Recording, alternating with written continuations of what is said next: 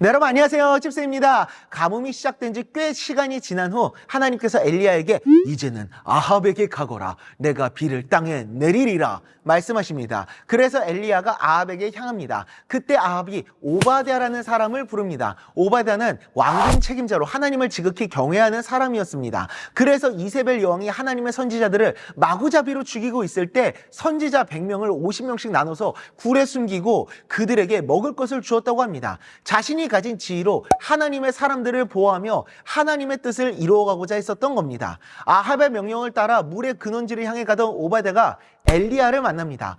오바댜가 엘리야를 알아보고 엎드려 경의를 표합니다. 엘리야는 자신이 여기 있다고 아합에게 이야기하라고 갑자기 이야기를 합니다. 아합더러 엘리야를 찾아오라고 하는 거죠. 그런데 오바댜는 당황하며 이를 거절합니다. 자기를 죽게 하려고 하는 거냐고. 혹시라도 아합이 오는 그 사이에 갑자기 하나님께서 엘리야를 다른 곳으로 보내신다면 거짓 보고의 누명을 쓰게 될 수 있기 때문이었습니다. 실제로 이전에도 아합이 그렇게 찾아다녔었는데 엘리야를 찾을 수가 없었거든요.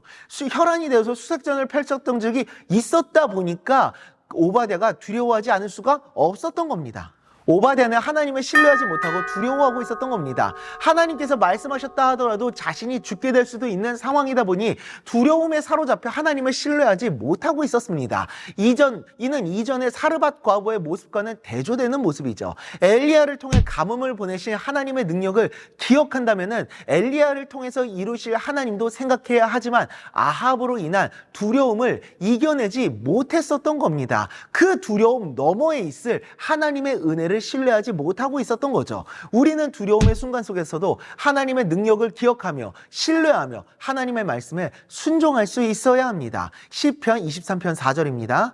내가 사망의 음침한 골짜기로 다닐지라도 해를 두려워하지 않을 것은 주께서 나와 함께 하심이라. 주의 지팡이와 막대기가 나를 안위하시나이다.